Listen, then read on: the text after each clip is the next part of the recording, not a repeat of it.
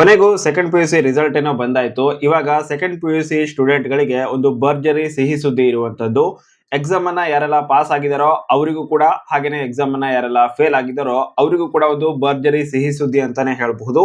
ಹೌದು, 2025ರ ಎಕ್ಸಾಮ್ ನ ಮೊದಲನೇ ರಿಸಲ್ಟ್ ಅಂದ್ರೆ 2025ರ ಸೆಕೆಂಡ್ PUC ಯ ಮೊದಲನೇ ಎಕ್ಸಾಮ್ ಏನಾಗಿತ್ತು, ಆ ಒಂದು ಎಕ್ಸಾಮ್ ನ ರಿಸಲ್ಟ್ ಏಪ್ರಿಲ್ 8 ಅಂದ್ರೆ ಇವತ್ತು ಈಗಾಗಲೇ ಅನೌನ್ಸ್ ಕೂಡ ಆಗಿದೆ. ಯಾರೆಲ್ಲ ಚೆಕ್ ಮಾಡಿಲ್ವೋ ಚೆಕ್ ಮಾಡ್ಕೊಳ್ಳಿ. ಹಾಗೇನೆ ಆಲ್ರೆಡಿ ನೀವು ಅದನ್ನ ಚೆಕ್ ಮಾಡಿದ್ದೀರಾ ಅನ್ನೋದಾದ್ರೆ ಎಷ್ಟು ಪರ್ಸೆಂಟೇಜ್ ಬಂದಿದೆ ಅಥವಾ ಪಾಸ್ ಆಗಿದ್ದೀರೋ ಇಲ್ವೋ ಅದನ್ನ ಕಮೆಂಟ್ ಬಾಕ್ಸ್ ಅಲ್ಲಿ ಕಮೆಂಟ್ ಮಾಡಿ. ಸೊ ಇನ್ನು ನೇರವಾಗಿ ಈ ಭರ್ಜರಿ ಸಿಹಿ ಸುದ್ದಿ ಏನಪ್ಪಾ ಅಂತ ಹೇಳಿದ್ರೆ, ಆ ಒಂದು ವಿಷಯಕ್ಕೆ ಹೋಗೋಕ್ಕಿಂತ ಮೊದಲು ದಯವಿಟ್ಟು ಚಾನಲ್ ಅನ್ನ ಸಬ್ಸ್ಕ್ರೈಬ್ ಮಾಡ್ಕೊಳ್ಳಿ. ಇದೇ ರೀತಿಯಾಗಿ ಹೆಚ್ಚಿನ ಯೂಸ್ಫುಲ್ ಇನ್ಫಾರ್ಮೇಶನ್ ಗಳನ್ನ ಅಪ್ಲೋಡ್ ಮಾಡ್ತಾ ಇರ್ತೀನಿ. ಸೊ ಇವಾಗ ನೇರವಾಗಿ ವಿಷಯಕ್ಕೆ ಬರೋದಾದ್ರೆ, ಇವಾಗ ನೀವು ಎಕ್ಸಾಮ್ ಅನ್ನ ಬರ್ದಿದ್ದೀರಾ.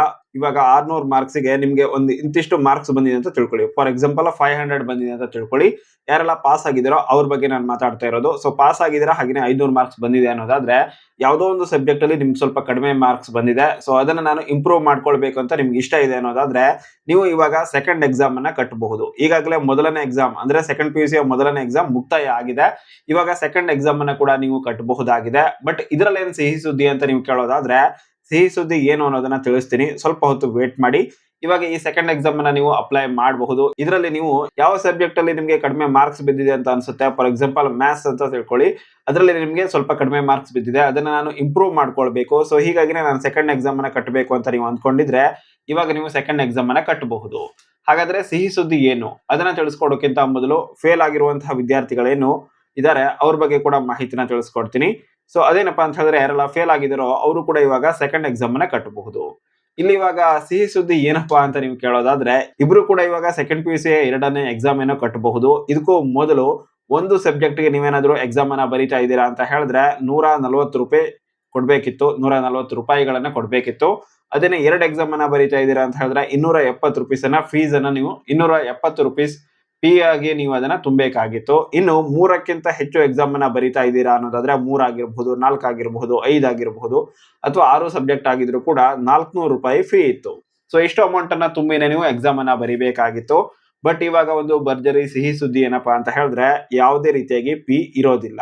ಸೊ ಇದು ಮುಂದಿನ ವರ್ಷಕ್ಕಲ್ಲ, ಈ ವರ್ಷ ಮಾತ್ರ, 2025ರಲ್ಲಿ ಮಾತ್ರ ಯಾವುದೇ ರೀತಿಯಾಗಿ ಫೀ ಇರೋದಿಲ್ಲ. ಒಂದು ಎಕ್ಸಾಮ್ ಬರ್ದಿದ್ದಕ್ಕೆ 140 ರೂಪೀಸ್ ಕೂಡ ಇಲ್ಲ, 2 ಎಕ್ಸಾಮ್ ಬರ್ದೆ 270 ರೂಪೀಸ್ ಕೂಡ ಇಲ್ಲ, 3ಕ್ಕಿಂತ ಜಾಸ್ತಿ ಎಕ್ಸಾಮ್ ಬರೆದ್ರೆ 400 ರೂಪಾಯಿ ಕೂಡ ಇಲ್ಲ. ಬಟ್ ಈ ಹಿಂದೆ ಕೇವಲ ಮಹಿಳೆಯರಿಗೆ ಹಾಗೇನೆ ಪರಿಶಿಷ್ಟ ಜಾತಿ ಮತ್ತು ಪಂಗಡದವರಿಗೆ ಮಾತ್ರನೇ ಈ ರೀತಿಯಾಗಿ ಫೀ ಇರ್ತಾ ಇರ್ಲಿಲ್ಲ. ಬಾಕಿ ಎಲ್ಲರೂ ಕೂಡ ಫೀ ಅನ್ನ ಕೊಟ್ಟೇನೆ ಎಕ್ಸಾಮ್ ಅನ್ನ ಬರೀಬೇಕಾಗಿತ್ತು. ಸೆಕೆಂಡ್ ಎಕ್ಸಾಮ್ ಆಗಿರಬಹುದು, ಅಥವಾ ಇವಾಗ ಸೆಕೆಂಡ್ PUC ಯ 3ನೇ ಎಕ್ಸಾಮ್ ನಡೆಯುತ್ತಲ್ವಾ ಅದಾಗಿರಬಹುದು. ಬಟ್ ಈ ಸಲ ಹಾಗೆ ಮಾಡಿಲ್ಲ, ಫೀ ಅನ್ನ ಕಂಪ್ಲೀಟ್ ಆಗಿ ರಿಮೂವ್ ಮಾಡಿದ್ದಾರೆ. ಸೊ ಇದನ್ನ ರಿಮೂವ್ ಮಾಡಿರೋದ್ರಿಂದ ನೀವು ಇವಾಗ ಫ್ರೀ ಆಗಿನೇ ಸೆಕೆಂಡ್ ಎಕ್ಸಾಮ್ ಹಾಗೇನೆ 3ನೇ ಎಕ್ಸಾಮ್ ಅನ್ನ ಕೂಡ ಬರೀಬಹುದು. ಹಾಗೇನೆ ಪರ್ಟಿಕ್ಯುಲರ್ ಸಬ್ಜೆಕ್ಟ್ ಗೆ ಕೂಡ ನೀವು ಎಕ್ಸಾಮ್ ಅನ್ನ ಬರೀಬಹುದು. ಸೆಕೆಂಡ್ ಎಕ್ಸಾಮ್ ಅನ್ನ ಕಟ್ಟಬೇಕು ಅಂತ ಹೇಳಿದ್ರೆ 6 ಸಬ್ಜೆಕ್ಟ್ ನ ಎಕ್ಸಾಮ್ ಅನ್ನ ಬರೀಲೇಬೇಕು ಅಂತ ಏನಿಲ್ಲ.